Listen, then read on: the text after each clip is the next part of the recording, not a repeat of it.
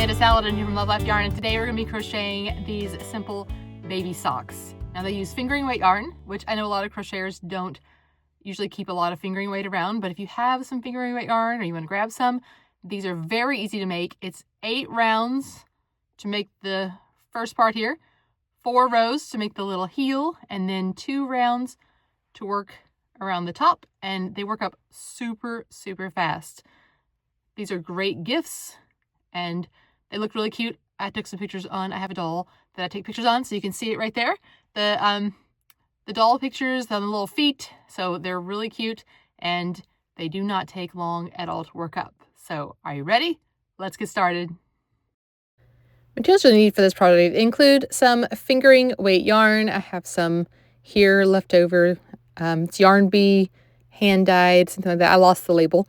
And then you'll also need a size E 3.5 millimeter crochet hook, a yarn needle, and some scissors. We're going to begin with the magic ring. So make a magic ring however you like, or wrap the yarn tail around your finger 3 times. Insert under the first 2. Pull the 3rd loop through, yarn over, and chain 1. This will close it there. You can see our ring. Now make sure you're not working with the tail. Leave the tail hanging down. And, oh, sorry about that. We're going to chain 2 more so that we have a chain of 3 for a double crochet.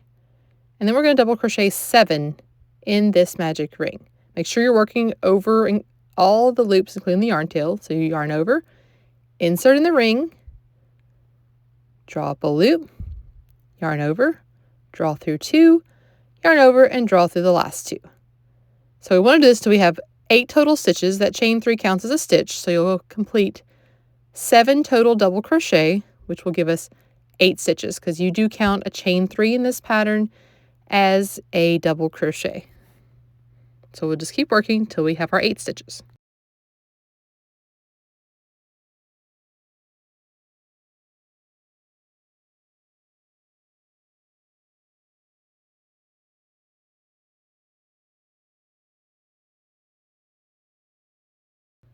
Now that 8 are done, we're going to pull this tightly.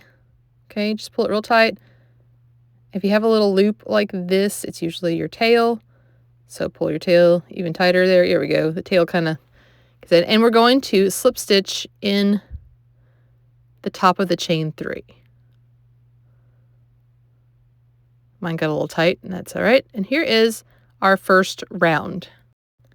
Now for round 2, what we're going to do here is we're going to chain 3, or you can work a chainless double crochet. So lift up your yarn to about twice the thickness of the hook shaft. Bring the hook towards you. Hold it tightly at the top. Swing it around. Yarn over. Pull underneath that first little loop there. Yarn over. And pull through 2. This is my favorite way to do a chainless double crochet. Go ahead and work in the same space as your join. So like I said, mine got a little tight, so it was a little harder to get in there. So double crochet there. And then we're going to work 2 double crochet in each stitch. So right here, I'm going to work, well, my tail stays out of the way, 2. So if your tail kind of gets in the way, you'll need to pull it out of the way. That happens a lot when you start with the magic ring. It's just part of it. Okay, and by the end of this round, you should have 16 stitches. So go ahead and work 2 double crochet in each stitch.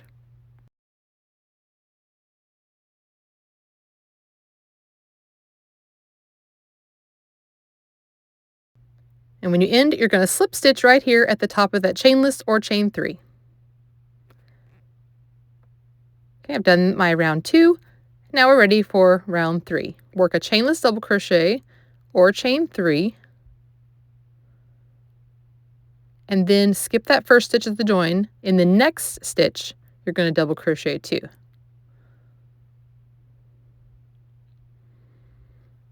And now the pattern, the repeat for the rest of this round is 1 double crochet in the next stitch, and then 2 double crochet in the next stitch. And this will increase by 8 stitches, and we'll end this round with 24 total stitches.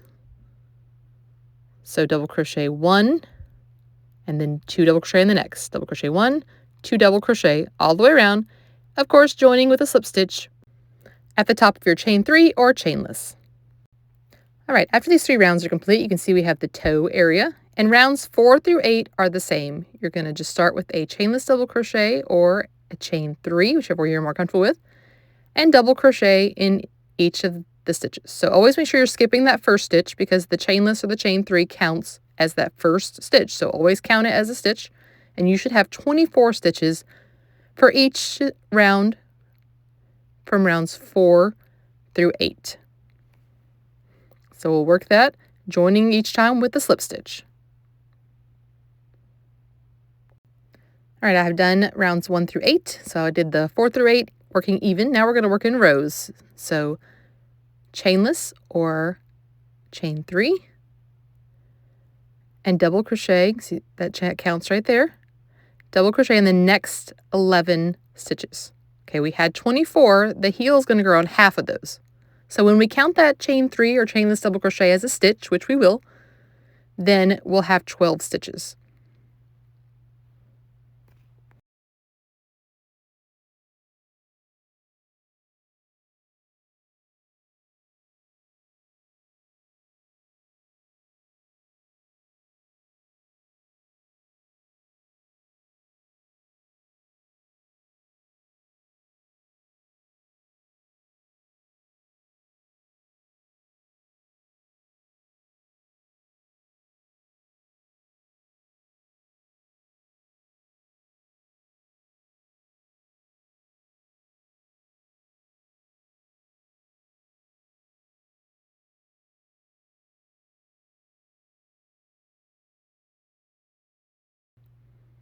Okay, now we're going to turn and leave those stitches unworked. We'll come back and get those later. So we'll turn our work and work 3 more rows exactly the same way we did here with the chainless or chain 3 and then double crochet across, turning each time. All right, I have 4 rows here of double crochet, and you can see it kind of makes a little pouch here for the foot, and this part is the heel. So now we're going to bring this closed. So slip stitch in that first stitch. Usually I have to use my fingernail to get mine in there. And we're going to come back and seam this at the end. Don't worry about this hole right now. We're going to worry about that later. So we're going to work across the top. So chainless or chain 3. And now we're going to work 5 double crochet here in the side of these rows. So if you have a small space like this, go ahead and just work around the posts. If you have a larger space, I like to just get in underneath 2 loops because otherwise you get a hole. So if I work in these 2 loops instead of that around the post of that row, that stitch right there, then I won't leave a hole. So work until there are 6 stitches, including your chain 3 or chainless double crochet. And when you get down here to this last row, you're going to work a double crochet 2 together. So this is a big one, so I'm going to leave 2 loops on my hook.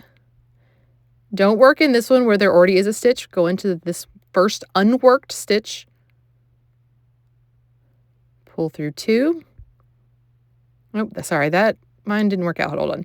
Let's retry this double crochet 2 together. For some reason, I'm missing a loop.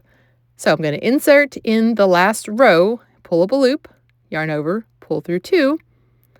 And now, remember, don't work on the first unworked stitch, not the one that has the stitch in it. Now I have 3 loops on the hook. There we go. Okay, to continue, work across 10 stitches of the front of the foot where we left unworked stitches.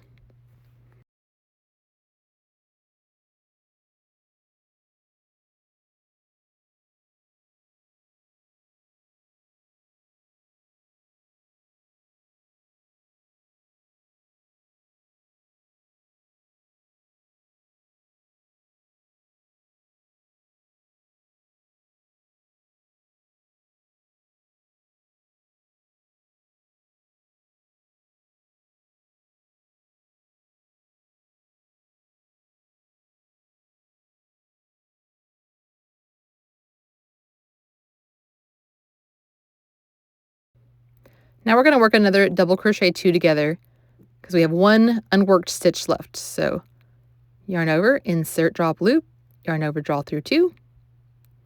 Now yarn over that very first stitch of the row here, insert, drop loop, draw through 2, and draw through 3. Okay, now we're working 6 stitches. There's another big hole. We don't want to leave, you want to work into the stitch, like I said, if you see a large gap like that. So just pick 2 loops, and if you have to use your fingernail to help you get in there, and double crochet. There should be 6 stitches after your double crochet 2 together. I'm going to go ahead and work in this little space here. And this one's a little bit larger, so I'm going to work in 2 loops. It's always hard to work into the sides of double crochet to me because sometimes it can leave a gap.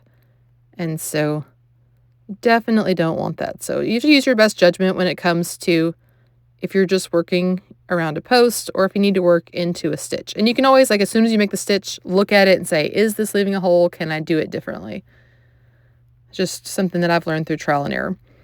So go ahead and slip stitch in your chain 3 or chainless double crochet. And that's the first round. You can see the double crochet 2 together at the corner here help to go around. All right, for this last row, we're going to chainless double crochet or chain 3. Oh, let mine go, but it still worked. We're going to do a front post double crochet in this next stitch. So normally, of course, we would insert around in the regular stitch. Now we're going around the post. So instead of inserting here, we're going behind the post itself and working a regular double crochet. That's called a front post double crochet. We're going to alternate this with back post double. So come from behind. Okay, see I'm inserting from behind and go around the post, work a regular double crochet. This gives us a little bit of like a ribbing look for the top of our little sock. So our front post, back post, we're just going to repeat this all the way to the end. Our last stitch will be a front post because we count the chain 3 or the chainless double crochet, it ends up our post stitches being an odd number. So just alternate front and back. Okay, I find a front post easier to work than a back because inserting through from the back to the front is a little awkward, but with practice you get used to it. So if it's something new. Now here we have a double crochet 2 together. You're going to insert around both. Make sure you grab both posts here. See these 2 posts? Go insert. Make sure you go all the way around both. And it's a little harder to pull through your yarn there, but just hold it tight, like hold the project tight, and then it'll be a little bit easier. Then front post, back post. Same thing when you reach the other double crochet 2 together. That one ends up being a front post double crochet. So it's a little bit easier to get it, but it's still, you just have to make sure you go around both posts as one because it's counting as 1 stitch, even though 2 stitches were decreased there. So there's technically 2 posts, but we're treating it like it's 1 stitch. So keep working across the front. Just front to back, front to back. Sometimes your yarn gets caught, and that's okay. It's just part of crocheting sometimes. It's definitely not a perfect process.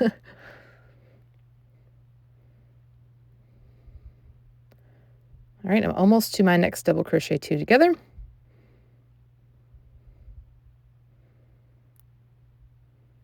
So just keep working my double crochet, front post, back post.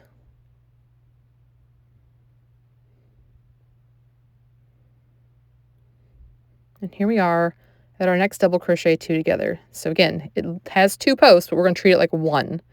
So go around both, work your double crochet, and then do back post, front post around to the end, joining with a slip stitch.